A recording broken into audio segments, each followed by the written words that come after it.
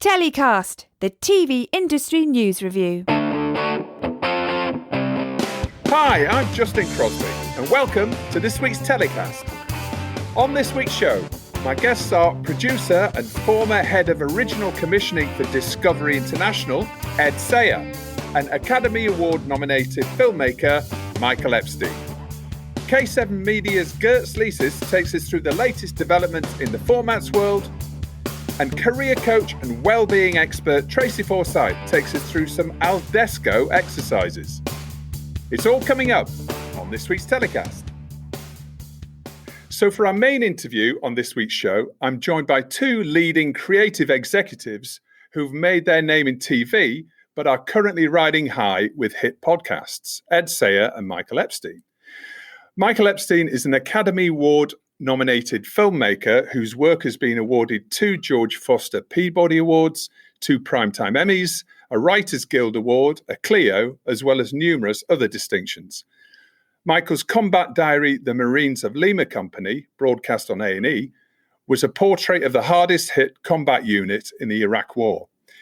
It was nominated for an Emmy in Special Merit in Documentary Filmmaking. Michael's other recent projects include John and Yoko, Above Us Only Sky, about the making of the classic Imagine LP for Channel 4, which is currently streaming on all 4, and LENNONYC, a portrait of John Lennon's last decade in New York City, which won a Peabody Award and a Primetime Emmy. And Ed, it says here, is an all-round TV legend and Svengali of development and production, having helped create a string of hits wherever he's worked, including The Science of Stupid, Idris Elba Fighter, and now Amazing War Stories with Bruce Crompton. Ed, starting with you, now your career has spanned roles as head of original commissioning for Discovery International, VP of production and development for National Geographic, and head of international for Thunderbird. Tell us about your latest foray into the world of podcasting. Well, yes, I will. I mean, before I get into that, I just wanted to say it's great to be on the show and great to be sitting alongside another TV legend, Michael. Obviously, I know I'm a TV legend because I wrote that and gave it to you to read out. So thanks for doing that. All good for the cause. So Amazing War Stories. I'd never done a podcast. I always wanted to do a podcast. And I think I went into it slightly naively, is the truth. And I thought, podcasts, easy.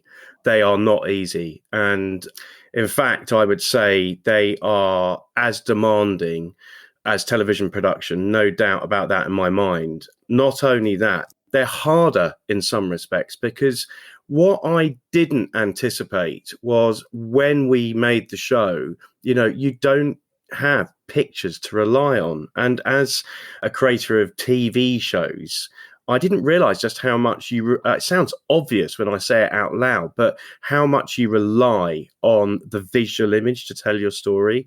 And so only having audio is a totally different skill set and something that took me a while to properly learn about. The podcast itself, Amazing War Stories with Bruce Crompton, uses stories taken from military museums, mainly around the UK, but also around the world, and tells the incredible stories that are housed within them. They're stories of daring do. They're really inspirational, extraordinary stories. And the reason I wanted to tell these stories is because museums are under a massive threat at the moment. And it's a little known news story, actually, just how desperate the situation has become, because there are a lot of terrible and difficult things going on in the world at the moment. But actually, the loss of our cultural and historical heritage is something that really is defining for a culture and its nation. And people don't realize that these museums are closing, and they're closing not just because, furloughs coming to an end or, people can't afford to be paid. It's actually the exhibits themselves need to be maintained, and the museums themselves, they need to pay rent, they need to keep their lights on, and without visitors and donations, they're going. And what happens is that all the items contained within museums then get sold to private collectors, and then they become locked away from the public forever. So what I wanted to do was to see whether I could try and make a difference by telling stories in a really accessible way that kids and adults alike, kind of really engage them in a different type of storytelling and try and give these museums a platform to show the world just what amazing places they are. A fantastic idea to begin with. And I have to say, you said that obviously it's not working with the moving image, if you like, but some of the illustrations and the artwork that you've produced, almost looking like a warlord or commando comic, really brings the show alive. And certainly that's one of the things that I first noticed when I was looking at starting a podcast myself, is that how important the artwork was as a way of luring people in and listening to these stories. And you've also developed some new technology, or you're using some new technology on the show that's never been used before. So the thing about podcasts are, and again, it kind of sounds incredibly obvious when you say it like this, but you only have three things to play with, essentially, is your written word, your commentary, your script, the sound effects, and the music. And so it's really hard, to give some context to listeners who maybe don't listen to a lot of podcasts or understand the industry. And it's, I can't pretend to be an expert either, but I know that there are over 30 million episodes out there in podcast land. And I know that there are over 1 million active podcasts at the moment. So we're really proud that we are in the top 200 podcasts in the UK. We're regularly in that chart. But how did we get there? And I also believe what we did, you see, Michael's podcast, which you're going to come to in a second, is brilliant. Storytelling is amazing. Story is always at the heart of everything. But actually, we did something to layer on top of that, which was this 3D audio. And so I went to a company called Vaudeville Sound. They work on movies and high-end dramas and advertising. They were incredible. And Dan Jones, the CEO, when I spoke to him, I thought I was just going to get a flat no.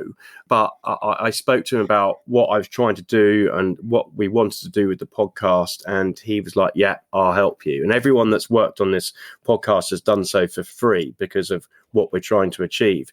And so he literally threw movie level sound effects at this. And it's great because it gives you a really immersive feel when you're listening to these extraordinary stories. And I think it's one of the things that's given us a bit of a cutting edge. We're the first podcast, to my knowledge, in the history category that's used 3D audio. How do you think TV producers should be looking at podcasts? I mean, should they be looking at podcasts as a way of building a story as part of a multimedia universe? From my perspective and the conversations that I've had in the industry, it's amazing, really. And I can see now why there is so much dysfunction in our industry as well, because the very first question that a lot of senior people have said to me when I've told them what I'm up to, the first thing they say is, how much money do you make out of it? And actually, and that's a fair enough question, but really, I think they're missing the point here because, podcasting as a medium, it's still very early days for podcasting as a platform. I think I read an Ofcom report saying that supposedly 7 million adults in the UK have listened to podcasting. I'm not so sure about that. I think if you go to the average man in the street and go, hey, have you heard of a podcast? They go, yeah, definitely heard of a podcast. And then if you actually listen to a podcast, they'll be like, no. I mean, certainly in the UK. And so really, what is podcasting? Why have I got into it? Why are people doing it? And I think actually that you need to look at podcasting as a part of a jigsaw puzzle in holistically looking at IP. And so you want, I believe, to have as many different touch points for the public to encounter your IP. And so that is a podcast, a TV show. It could be non-scripted and scripted, a book, whatever your business plan is around. And I think the trouble that our industries face is that if you're so narrow-minded about one specific thing, like I must get this TV show commissioned, and like, oh my God, I haven't got it commissioned, or yay, I've got it commissioned, but oh no, it's not been recommissioned, my business is doomed. I think you're only looking at one revenue stream there. And I believe you need to build out at the heart of something, your IP, to have as many different touch points. And so I've just started off my bit of IP as a podcast. And absolutely, as I move forward, I look forward to try and monetize this on as many different platforms as possible. And I think that's where podcasting is so super valuable, because it democratizes content making. And so I don't have to go to a commissioner and say, oh, will you commission my podcast, please? Because I can commission myself. And so it's quite exposing doing that. And I've been very lucky with my first podcast, and straight out the gates, it's been a hit. But what's good about it is I haven't had to ask permission from anyone to make it. I've just done it. And it's great because you can then just crack on and do what you believe in. So let's take a listen to Amazing War Stories with Bruce Crompton. On the 5th of December 1941, on a wind-swept cliff in Normandy, France, a small black radar dish detected an inbound aircraft. The German operators passed on the details to Luftwaffe Command at Le Havre. This was the second time in as many days that a plane had buzzed the installation. The aircraft was a Spitfire, flown by Flight Lieutenant Tony Hill. But it was a plane with a difference. On board, in addition to the usual 8 Browning machine guns, were 3 high-resolution cameras, 2 on the wings and 1 in the fuselage. He had bravely come back for another attempt at reconnaissance photographs of the Nazi installation. His pictures from the previous day had missed what he had fleetingly seen with his own eyes, a large black bowl on a stand in a pit. He was determined not to blow it a second time, and the weather was perfect. He flew down even closer to the target and fired off several frames. When he returned to England later that day, the astonishing photographs he had taken set in motion one of the greatest and most daring raids of the Second World War. So that does sound amazing, the way that you've recreated the Spitfire sound and the 3D effect with headphones on. It's fantastic effect. And how many episodes in the series? Yeah, well, thanks very much for that. So, look, we've got 6 episodes, and we'll also have a Christmas special coming up. But just one thing on the sound, we have really hung our hat on this peg of kind of realistic immersive sound. Every sound you hear in the podcast is actually realistic. So that Spitfire you heard flying, that really was the sound of a Merlin engine from a Spitfire. It was a Mark IV Spitfire. Because I think authenticity is also something, and this is something that Michael's podcast does in spades, is the authenticity and realism is, I think, incredibly important. If I put, I don't know, some other sound of an engine there, because I was like, whatever, it's just an aircraft sound, your super fans would call you out. And don't forget, it's a bit like TripAdvisor. You know, the other thing about podcasts is you get immediate feedback from your fans. You get ratings, and they can be 1-star to 5-star. And they matter, really, I think, because it's all about your discoverability and whether people can find your podcast. And so if your podcast has got lots of 1-stars, you know, it's going to turn some people off. So it's important, I think, that kind of level of realism and authenticity.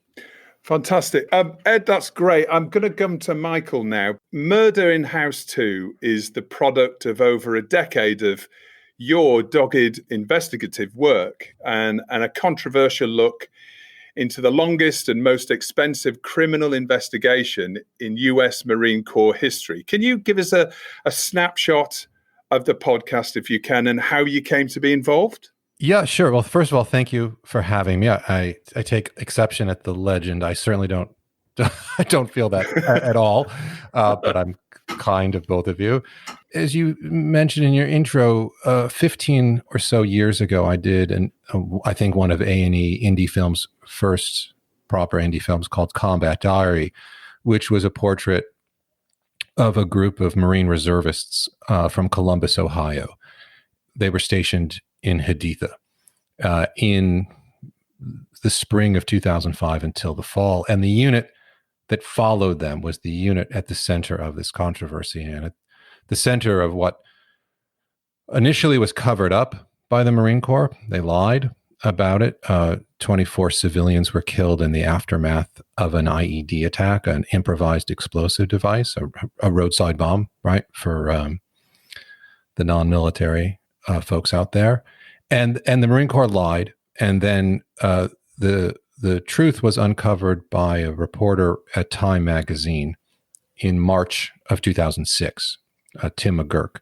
And when that story broke, it just was, it was everywhere. It was like wildfire. And it dominated the news cycle, as these stories typically do, for a short window. But it was everywhere. I mean, The Guardian, BBC, New York Times, Washington Post, every major network news organization practically around the globe. And at that moment, as I was finishing Combat Diary, and I thought, oh, this is the same location. This is practically the same mile of ground. And I had all this videotape of Haditha from the film. I thought, foolishly, this would be an easy follow-up, right?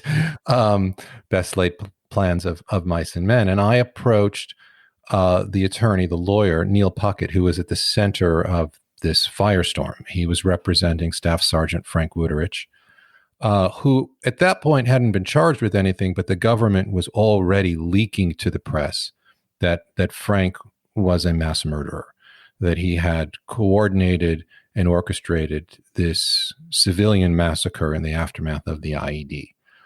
And Frank, who I had not met at that point, categorically denied it to Neil. Neil represented him. I wrote Neil with the proposition that I was going to make something simple, that I wasn't part of a news organization. I was a documentary filmmaker. I wasn't interested in breaking news. I wanted to add context. And so what the film I proposed to Neil was, let me film the behind the scenes as you prepare for the trial, as the trial goes on. And then when the trial's over, which I think at that point we thought was about a year away, I'll have this kind of behind the scenes guerrilla-like documentary. All the facts will have come out at the trial. Frank's fate will have been decided, and I'll be able to add context very quickly, right? That was the idea. And Neil and I had a couple of conversations over the phone, and then I drove down. I live in Brooklyn. He lives in Alexandria, Virginia. And I sort of went down to seal the deal at a local Starbucks around his corner from his apartment. And we talked for 3 hours about practically everything. And I got done with the pitch, and Neil looked at me and said, no, just absolutely, positively no. Because if the government finds out that you are filming private conversations between Frank and his attorney, privileged conversations, they're going to argue that by speaking in your presence, a member of the media, Frank will have waived his attorney-client privilege. And they're going to subpoena your footage. And you can sit here at Starbucks sipping your latte and tell me that you're not going to give it to them, but you're going to spend a night or two in jail, and you have a wife and you have 2 kids, and the risk's too great. So no. And, as I joke in the podcast, if I'd been smart, I would have thanked Neil. I would have gotten my car and driven home. But I came up with a crazy idea at that moment, which was for Neil to hire me and to make me part of the defense team. And by so doing, I would have unfettered access to everything that went on in Frank's life and in Neil's life. in his co-counsel, Haitham Faraj and Colby Vokey, and do everything, be able to film practically anywhere they allowed me to or where I wanted to. And if I was a member of the defense team, then I would have a contract. I would be working for Neil. He wouldn't be paying me, but this way, everything I shot would be his property. And I said, look, I'm even happy to put it into writing that as I shoot these tapes, I have to physically give them to you. And this way, if the government does serve me with a subpoena, which frankly, I lived in fear of, that the case ended up going on for 6.5 years, constant fear that I was going to be subpoenaed. I said, look, it's easy. I'm going to turn to them and say, not only do I not have the tapes, I don't own them. They're Neil's property. Go subpoena Frank Wooderich's own attorney for his work product, and good luck with that.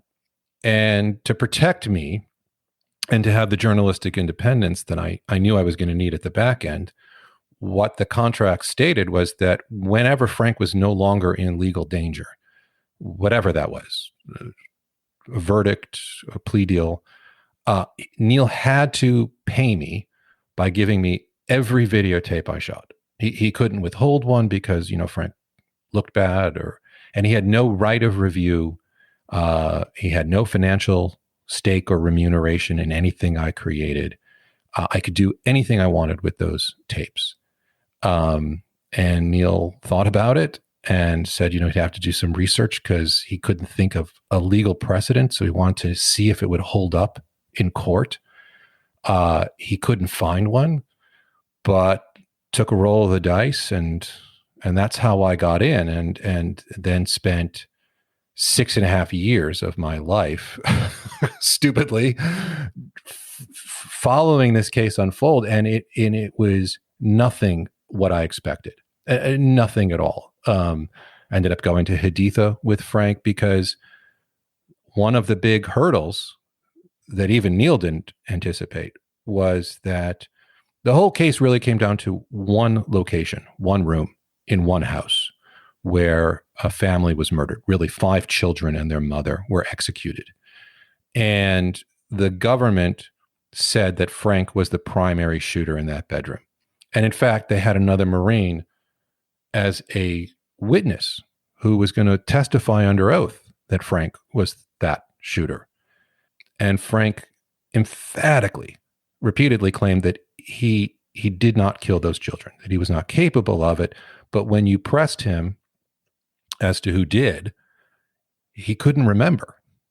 Or at least he said he couldn't remember, which became just an unbelievable dramatic device. I mean, it was, from a storytelling point of view, quite lucky, but from a legal point of view, a disaster.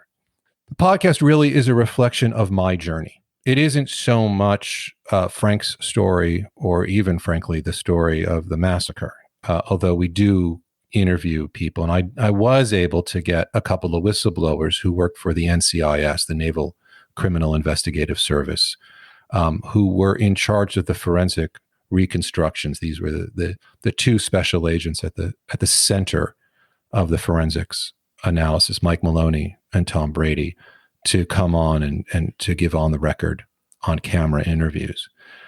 But when I started, I honest to God, I just thought I was going to be filming things as they unfold. And it became quite clear early on, the way in which they prosecuted the case was in direct contradiction to the Marine Corps' own forensic evidence, right? Typically, the defense hires forensic experts and whatnot, and you see the contradiction maybe in the prosecution story and in the story that the defense is going to present. But in this case, it was a contradiction between the prosecution story and the prosecution's evidence and the prosecution's experts. And it made no sense. I mean, it really made no sense. And then the Marine Corps started to peel away Marines. So there were Marines that had been charged with murder who were granted, who had, first of all, had their charges dismissed, sometimes with prejudice, which legally means in the United States that they can never be charged ever again, even if incriminating evidence shows up later, even if they admit to the crime. This is the plea deal. It wasn't even a plea deal. This was just what they were given. Their charges were dismissed with prejudice. Then they were subsequently given immunity. And this kept happening over and over and over again. And it made no sense. You really had a hard time trying to sort through what in fact was happening. And look, the podcast is in that regard, I think, interesting because most true crime podcasts, and that's how I see Murder in House 2. It's not a military story, but a true crime story. You're very rarely there, present in the room while the action is unfolding. So in terms of television, Ed would tell you this too, you have to figure out, well, it's a visual medium. How are you going to fill that hole if you're telling something that happened in the past? It's a past tense, but you weren't there to film it. But I think the challenge is also there for podcasting. So often what you have are narrators voiceover telling you what happened right in the past, giving you some narration, or actors doing recreations. And in this instance, I was physically present in the room. And so you're hearing all of this stuff unfold in real time before you. That's what's so exciting about the medium. That's what attracted me to it. And I hope that's what's engaging listeners. It got to number 1, didn't it, in the UK true crime Apple podcast charts? It did. It's done very well in the United Kingdom, and it's done well elsewhere too. And I think that speaks to the dynamics of podcasting, right? Because you, as Ed said, it's a very democratic medium. I mean, look, I made the documentary, but was unable to find somebody who was willing to take the risk financially, in terms of ratings, and I think politically. But I didn't have to find somebody to make and distribute the podcast. A Crowd Network did distribute it and produce it, and they've been remarkable, and they've invested a lot in the production, and they've been really enthusiastic. But, podcasting, you just open your app and there's dozens and dozens of them, and discoverability is the challenge, I think. And so, Crowd is a UK-based company. They have some fantastic shows, and the Joe Marler Show, and Death of a Rock Star, and Death of a Sports Star, and you kind of get in this ecosystem where if somebody's listening to it, they bounce over to the other one, and then of course we had Apple feature us on their New and Noteworthy, and that made a huge difference in the United Kingdom. We haven't had that same kind of traction in the US, interestingly enough. It's starting to get a little bit better. But certainly the podcast is done much, much better in the United Kingdom. So, Michael, we're going to listen to a clip of Murder in House 2. Can you introduce this and tell us what's actually happening in it? The main drama of the podcast, well, a couple of them, but is Frank's faulty memory. And the question of, can he not, in fact, remember? Can he remember, but he's lying to his lawyers? And if he can't remember, why can't he remember? Can he not remember because he actually murdered all those people? This was something we debated for years and years and years, until we were a couple of weeks away from his court-martial. And it became clear we just couldn't go to trial not knowing what Frank knew. And the opportunity came up to send Frank, Lieutenant Colonel Colby Vokey, who was his lead military lawyer, and ultimately me, to Haditha, to Iraq, on the eve of his court-martial, and for me to take Frank into the bedroom in House 2 and interview him in that room to see if I could jog his memory, literally as he was getting ready for the trial of his life. And while we were in that room, Frank told me something that he had never told anybody. And it was nothing short of a game changer. I mean, it was a real shocking revelation. And I know that sounds very television-y and, right?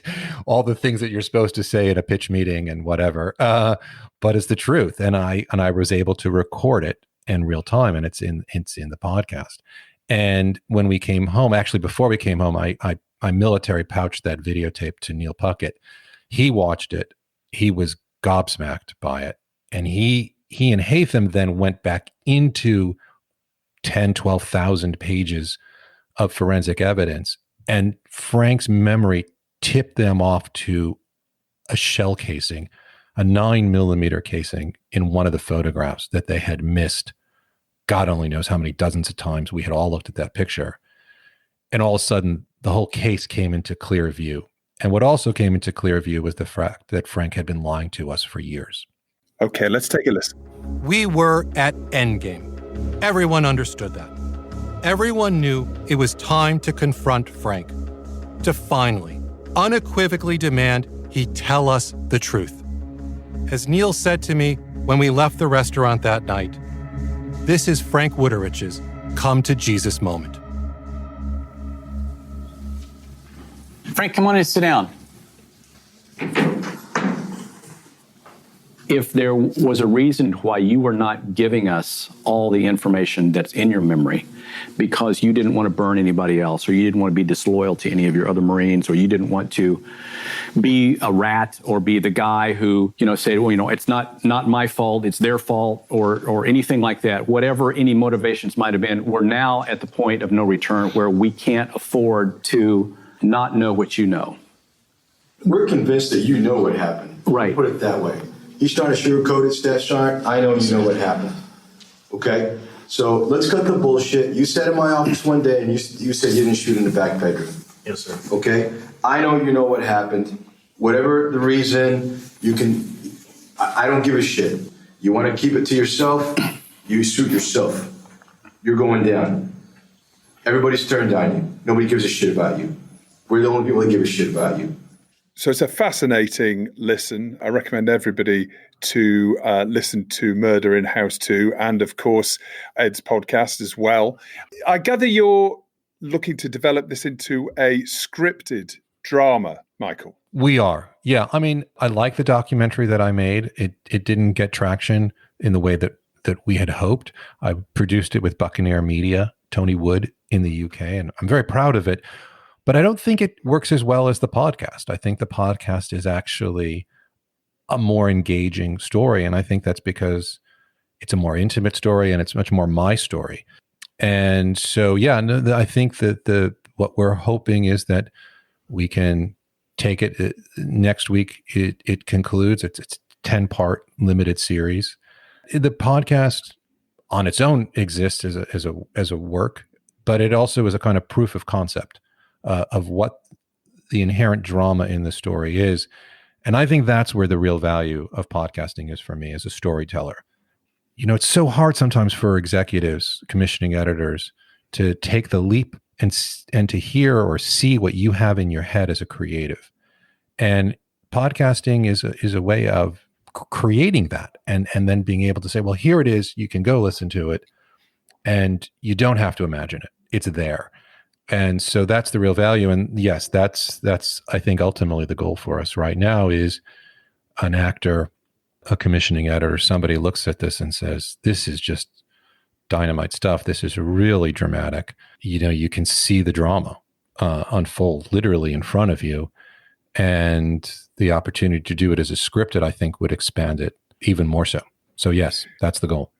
We'll put links to Amazing War Stories with Bruce Crompton and Murder in House 2 in the description of the podcast. So now it's time of the show for Story of the Week, where my guests get to highlight the TV industry news stories that's caught their eye this week. Ed, what's your Story of the Week? For me, Story of the Week is Discovery's entry with Discovery Plus into the OTT space. There are two kind of thoughts around it. Is it too little, too late, or better late than never? Being an ex-Discovery alumni myself, I think it's better late than never, but it really depends on the stories that they're going to tell. There are some really massive incumbents, as we all know, in the market. I don't even need to say the names. And so you've got a bit of a mountain to climb to try and persuade people that your content on your platform is genuinely different. But, with Simon Downing and Claire Laycock, they're two really gifted, talented people Discovery UK. So if anyone can work it out, it's those guys. But that's my story of the week for sure. Well, it's going to be interesting to see how that plays out. As you say, lots of incumbents, lots of people playing in the same space, lots of people asking $4.99 or more for a subscription. But I did see that they're offering Sky Q subscribers 12 months free. So that might be a really key way to hook in consumers. And perhaps once the worst of the recession is over, they may be hooked with Discovery Plus and they'll want to actually subscribe. Well, maybe that's what they're hoping for. Michael, what's your story of the week? Well, my story is a fragmentation of the market in a different way. It is something that I saw a couple of days ago, which frankly shocked me, was Tucker Carlson, who's a conservative host on Fox News in the evening, having to go on air and tell his listeners that he had not been canceled, that he was not, in fact, going anywhere. And this was a rumor that had been generated on a new social media site called Parler, which is very conservative, or it tends to lean that way, and it's being funded by the Mercer family, which is a hedge fund family that funded Cambridge Analytica. It is where people I know who are ex-military or in the military are leaving Twitter, Facebook, and going to Parler. And the fact that Fox News, which had controlled the narrative for the Republican Party, lost it in this case about Tucker Carlson, and that people genuinely believe that he had been canceled as part of a left-wing conspiracy, blew my mind.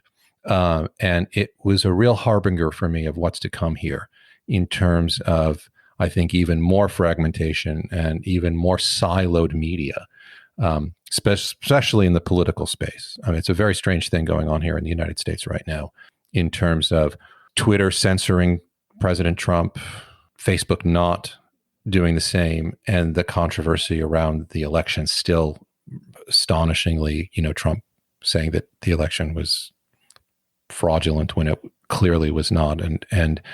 And to have a Parler emerge out of this to the point where even Fox News lost hold of the narrative, I think doesn't bode well for the future. And now it's the time of the show when my guests get to nominate their hero of the week and who or what they want to tell to get in the bin. Michael, who's your hero of the week? Well, my hero is not a television executive or somebody who has anything to do with TV, but still Stacey Abrams, who is a Democratic politician in the great state of Georgia. She ran and lost for governor. She believed largely because of voter suppression. And she committed herself after she lost in 2018 to voter engagement and to registering new voters. And she, I think, was one of the key reasons, maybe not the most, but one of the absolute key reasons that Joe Biden was able to win Georgia this year. And voting rights to me is something that I think is essential to a healthy democracy. And she's just a giant and a personal hero. So Stacey Abrams is my hero of the week. Ed, who's your hero of the week? My hero of the week is Dov Friedman from Curious Films. He made a really beautiful film. He exec produced it called Being Frank on BBC Two, which was their highest rating show of the year. It's all about a BBC correspondent who then became disabled. It was really elegantly put together and told. And having made a couple of disabled documentaries myself, looking at the issues of disability, they're very challenging to make. And I think that Curious and Dove did an amazing job, and he should be immensely proud of him. And I think being able to take subjects which on the surface of them might seem like, oh, they're not for me, I don't really want to watch them, but make them so accessible. He's just done such an amazing job. So I really wanted to give him a shout out for that. So we'll put a link to iPlayer for everybody in the UK to take a look at Dov Friedman's documentary on Frank Gardner. And who's going in your bin, Ed? So I've got a story I want to put in the bin rather than an individual. I'm really concerned to read in broadcast that freelancers are working over 100-hour weeks. And I would implore any senior managers working at broadcasters or in positions of power to be really mindful about potential exploitation in the industry. I think, these are really hard times for everybody, broadcasters and producers alike. COVID mustn't be used as an excuse to overwork people. I'm not saying that's necessarily happening, but it's something to be mindful of, that people have got very different working situations. For instance, I'm about to dash off and go and collect the kids from school. In my old life, that would never happen. I'd be at the office. And so I think that it's something for bigger corporations to be mindful of and be sensitive to the working conditions of people all the way through the production chain. Hear, hear. Michael, who or what's going in your bin? Well, I'm sticking with my theme of the current American presidential election, and I'm putting Mark Zuckerberg in my bin. Zuckerberg, runs Facebook, and there was a big controversy here this past week. Steve Bannon, who is advisor to Trump on one of his podcasts, which was videotaped, called for Dr. Anthony Fauci to be beheaded. He called for his head to be put on a spike and paraded around Washington. And that video went up, and it was viewed a couple 100,000 times on Facebook. Twitter never let it go. And in fact, Twitter ended up deplatforming, deactivating Steve Bannon's account. But Zuckerberg defended Facebook and said that, Bannon hadn't done enough wrong to lose his voice on Facebook, which people were rightly upset about. Fauci now is walking around with 24-hour security because he's gotten so many death threats from people. And I think, it's just a question of the media environment we live in, and very, very serious questions of what it means to be responsible podcaster in that environment, but also a responsible executive in it. And it's incredibly dangerous when you're allowing your platform to be used as a medium to call for the execution of public officials. Yeah, absolutely. And as you say, it is worrying seeing all these new platforms that have been built. And there's even rumors or speculation that Donald Trump could even just set up his own media empire to rival Fox. And he can just do that online right now. Anybody can set up their own platform. And with 70 odd million voters, that becomes quite a powerful entity. It does. And, it speaks to the fragmentation of culture right now, right? Not just in the United States, but in Britain and Europe. And it also, asks really hard questions of democracies in terms of what constitutes free speech. Yeah, I think you're right that everyone has a really important role to play. And I think that point you made about executives taking ownership of their behavior and of other people's behavior, their organization's behaviors. I think it's very easy to demonize certain companies or organizations, but actually you've got to remember that those companies are made up by individuals, and it's individual action that needs to be accountable and morally right. Absolutely. Well, it's something that I'm sure we're going to be returning to many times on TellyCast. Michael, Ed, thank you so much for coming on the show this week. It's been a fascinating conversation to hear about how you've developed your own podcasts. Congratulations on the success on both of them. Thanks again for coming on the show, and we'll hope to speak to you and see you very soon. Thanks for having me, Justin. Thanks, Justin. So it's been a couple of weeks since we've gone over to Riga to speak to Girts Licis from K7 Media. Girts, how are you? Hi, very well, thank you. All the same old here, over. Just getting darker and darker. The nights are drawing in, aren't they? What are we talking about this week?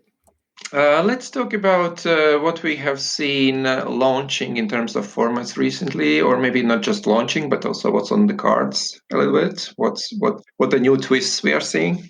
The Masked Singer still seems unstoppable. Just in recent weeks, new local versions have launched in Philippines, in Norway, as well as in Spain, where it actually made the best premiere of an entertainment show since 2012. Worth mentioning is also that RTL 4's intention in the Netherlands to offer Masked Singer's New Year's Eve special. This one-off will air on 21st of December and will feature a smaller group of 5 celebrities with a winner's identity revealed shortly after the clocks hit midnight as we enter 2021. And I think it's a very smart and well-calculated move, and we can expect the broadcaster to win this slot quite easily, perhaps. The event feel is something much talked about in the context of linear broadcasters' chances to stand their ground for viewers' eyeballs against streamers. And another fresh example of applying such a twist to a well-known format is the German version of Married at First Sight, as the newest season of the show in Germany launched earlier this month with a live wedding for the first time ever. And another big format growing in popularity around the world this year, despite the current restrictions, is Love Island. We've seen new sales of this format reported regularly over the recent months, and already the 20th territory has been just announced, which is South Africa. And as some may still remember, Love Island was not an immediate hit. It took over a decade to have a second look at it after it had premiered with a celebrity cast in UK. And I believe there are a lot of gems in various format catalogs that are still waiting to be rediscovered. And one of them might be the simple British game show from 1990s called Small Talk, which sees 3 contestants compete by correctly guessing the answers of a panel of 9 children. As this classic format last month launched a local version in Turkey. Oh, I remember that one. Yeah, I remember that show, but it didn't seem to set the world alight. Well, exactly, but you never know when the time comes, you know. Obviously, formats with a singing element, unsurprisingly, are very popular this fall. They are fun, they are entertaining, they are providing escapism that many are looking for. SBS in South Korea in October launched a remote singing competition called Home Alone Sing Along, in which 4 famous singers sing live from their homes with their faces covered, while 5 celebrities based in a studio must guess their identity. Yeah, that sounds familiar. Yeah, exactly. The singers also show various objects from their houses to further confuse the guessing team. And if the celebrities panel guess correctly, they win meal tickets for those suffering during the COVID-19 pandemic. It's a simple and, it's actually infectiously fun format, tackling into this ongoing popularity of the mystery singer feature with an added twist, this opportunity to have a peek inside the celebrities' homes.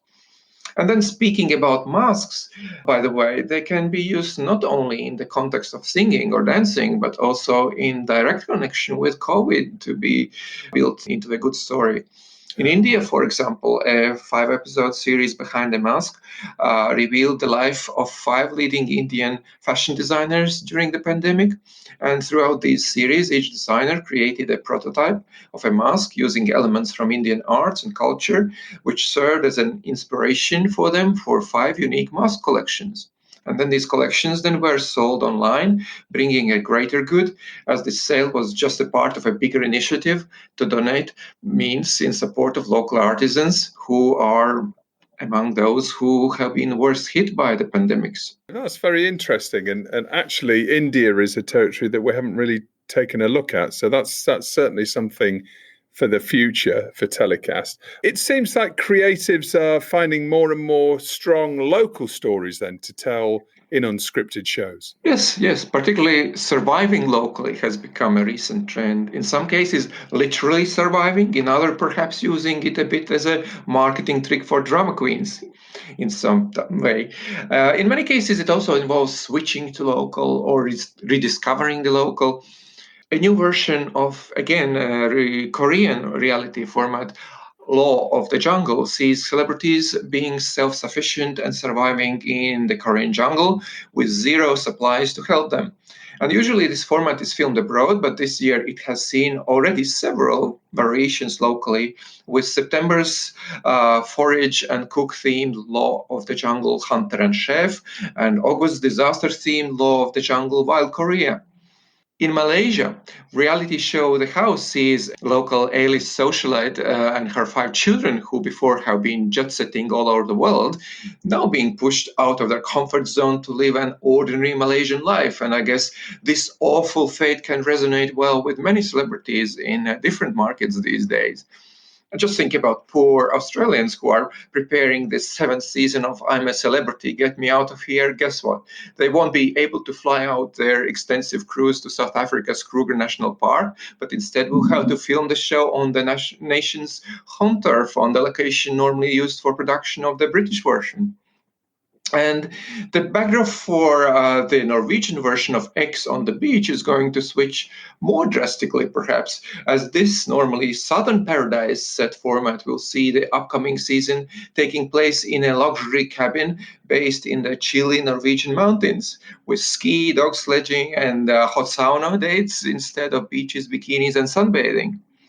However, these examples don't mean that creators are giving up on international travel completely. Because, for instance, Studio Lambert is developing an ambitious reality game show for Netflix called Jet Set, in which contestants will again move in together in a tropical location and will face a series of challenges and dilemmas as they compete for a chance to win a big cash prize. Casting for this show is currently being undertaken on both sides of the Atlantic. And dating shows is another genre which is increasingly finding its viewers online on streaming services. We already reported about the new COVID-friendly Danish format, Alone Together, in which singles are placed into pairs and isolated across 4 islands. And even the new Belgium streamer Streams, which I also mentioned some time ago, has already turned to its own dating experiment, which is called Free Love Paradise, putting the new relationships of 6 young couples, 3 Flemish and 3 Dutch, to the test by experimenting with an open relationship in sunny Mexico. Well, it seems dating shows they're not going away anytime soon. Well, there are still plenty of singles, I guess. Fantastic stuff. Thank you so much, Girts. Really interesting update on formats, and we look forward to catching up with you again next week. Exactly. Let's talk soon. So now it's time in the show to catch up with our resident career coach and wellbeing expert, Tracy Forsyth. Welcome to the show again, Tracy. How are you? I'm very well. Good morning, Justin. Have you been practicing your oceanic breath? I have. I've been doing it. I took the dog for a walk at the weekend through the woods and did a bit of oceanic breathing. Thank you for that. Excellent. Good. Have you got any new exercises or things for us to try this week? Yes. So today I'm going to build on that oceanic breath. So I'll do a little bit of a reminder, and bearing in mind, so many of us are hunched over our computers and over our smartphones for probably like 12 hours a day, to be conservative. I'm going to do some chair stretches and chair twists that you can do in between Zoom calls and, any time of the day, really, just to keep you uncurled and release some tension and just loosen up those shoulders. Because don't you find that your shoulders are just sort of curling inwards and inwards and inwards? Definitely. I mean, that is the thing with us being locked down wherever we are. We are filling our days with back-to-back Zoom calls, and, we may only get up every, a couple of times a day at this rate. So I think this sort of exercise sounds fantastic, and definitely something that I need. Last week, we did oceanic breath. So I'm just going to do a little reminder of this. So it's a breath that really helps you calm down any anxiety or worried thoughts. So what you need to do is inhale through your nose and then exhale and sigh it out as if you're saying, so lovely. So inhale through your nose, sigh it out. Okay, so this time, inhaling through your nose, and then when you exhale, you close your lips, but you still make that ha sound. So inhale and exhale, lips closed. So you're making the sound of the ocean. The noise is really, really important. So on the inhale, it's like the ocean coming in. Inhale. And the exhale, the ocean is going out. Make the noise, but your lips are shut. Okay, so it's a really, really calming breath. It's scientifically proven to lower the blood pressure and kick in the parasympathetic nervous system, which is your rest and digest.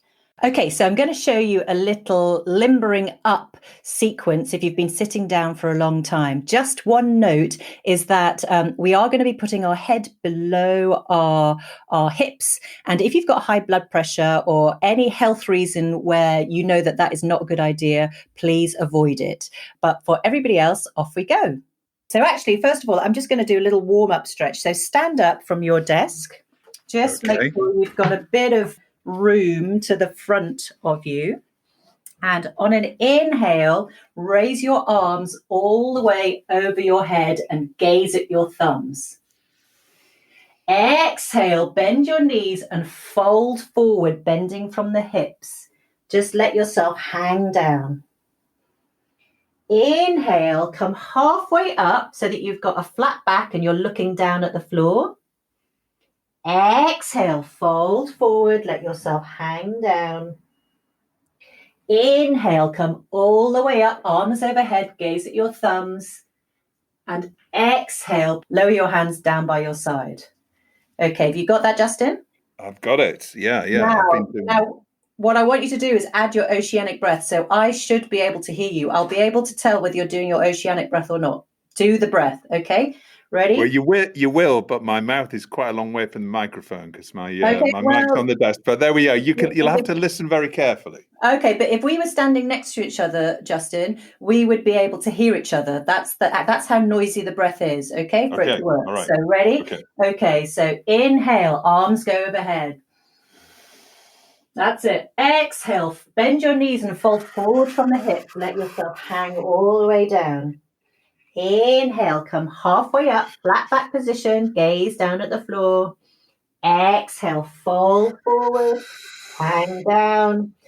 Inhale, come all the way up, raise your hands overhead, stretch it up, look at your thumbs, and exhale, hands down by your side. So one more time, and then we're going to get to chair stretches. Okay, so inhale, arms go overhead, gaze at your thumbs, and this time just really try and sort of stretch those hands back so you get a lovely opening of the chest. Exhale, fold forward, bend your knees from the hips, let yourself hang down, let your head and your shoulders go down. Inhale, come halfway up, flat back, neck nice and long. Exhale, fold forward, hang down. Inhale, come all the way up, gaze at your thumbs overhead, stretch it up and a little bit backwards. And exhale, lower your hands down by your sides. Okay, so that is just like a really super simple, like limbering up sequence. If you've been sitting down for a long time and are feeling hunched over and curled in, that's a really good little sequence to just kind of limber everything up and stretch it out. Yeah, I felt a couple of little clicks in the back there, so that's good. Ah, well, you know what? When you're hanging forward, if you really let your head and your shoulders hang down, then gravity uses the weight of the head and the shoulders really to elongate your spine. So you can often get you can often hear a sort of clicking, and it's almost like the spine is elongating and hopefully sort of realigning. All right, so sitting up, sit nice and tall in your seat. So spine nice and tall, as if you're being pulled up by a thread from the crown of your head, and lift up your hands and place them behind your head as if you're sort of sitting on the beach. So the hands are together. Okay, so we're going to do like a version of cat-cow but seated. So on the inhale, really find as much height as you can through your spine and your head, and then tilt back slightly, opening up your elbows as if you want your elbows to touch the back wall. So really feel that nice stretch. Exhale, fold forward and curl over to the front so that your spine is nice and curled, and get those elbows pointing, kind of trying to touch each other. So inhale, come up, sit nice and tall. And when you're as tall as you can, open up those elbows, stretch them out to the back. And then exhale, fold forward, really curl that back, that neck over.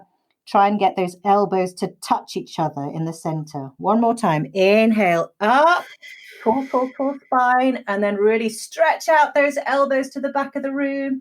And then exhale, fold forward and curl. Now, when you're curled over, rock back and forth, back and forth and try and sort of iron out, release any of that tension that's in your upper back. Just really give those shoulder blades a really good stretch by trying to get those elbow points to touch. When you're ready, just release. Okay, and the second one we're going to do is clasp your hands behind your back if you can. If not, just grab a sock, and if you're a bit tight, you can just grab two ends of the sock. But if you can clasp your hands behind your back, clasp them. Roll your shoulders up, back, and down, and then straighten your arms with the palms. The palms are facing upwards, but your hands are clasped behind your back. Now, already, this is a lovely sort of shoulder opener. So you might feel tightness across your chest. So to deepen this, all you have to do is sort of lean forward and then raise your hands away from your bottom. Okay, so inhale, raise those hands away from your bottom. Exhale. Inhale, raise those hands away from your bottom. And exhale. One more time. Inhale, raise those hands, and exhale. Now, if you've got a back on your chair and you want to go deeper, simply hook those hands in that clasp position on the back of your chair and then lean forward, puffing out your chest, really stretching it forward. And you're sort of in control of this. So the more you lean forward, the deeper you go into that stretch. Are you with me, Justin? I'm with you. You're with me. Is it good? Is it feeling good? It's a lot of clicking going on. Yeah, which I think it's a good thing, right? Yes, I think so. You know your body. So is it feeling like you are stretching out your front chest and stretching out those? I'm still in this position and I can feel a stretch across my chest. I can feel a stretch down the fronts of my arms, just an uncurling. And with my shoulder blades as kind of squeezed together, which is kind of like the opposite position that we're normally in when we're hunched over our computers. So one last breath, deep inhale here and exhale. Okay, and very gently release those clasped hands and then just shake it all out. I like to do almost like a shimmy with my shoulders. So shimmy your shoulders just to get the blood moving and just to get a bit of mobility in there. But my top tip is when you're really on Zoom for a long, long time, one thing that you can do when right in the middle of the meeting is just basically clasp your hands behind your back, roll your shoulders back and down just to open up that chest. And depending on who you're with a Zoom call with, you can hook it onto the back of that chair really to counterbalance that hunching over. Give it a go. Yeah. Very good. Now, this is very good. I'm going to be doing this every day now. It's definitely something that I've been. The amount of clicking shows me I need to be doing this more often. Excellent. Brilliant. Tracy, thank you so much for coming on the show again. There's some really great exercises for all of us to try at home. We'll look forward to hearing some more tips next week. Excellent. See you then.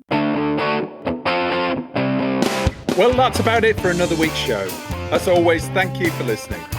Don't forget to rate and subscribe to TellyCast and share it with friends and colleagues. We've set up a new networking group for listeners to TellyCast called TellyCast Community. It's a place to discuss the TV industry issues raised in the show, and we'd also love to hear your suggestions for future show topics and guests. Just search TellyCast Community in the group section on LinkedIn, and we'll see you there.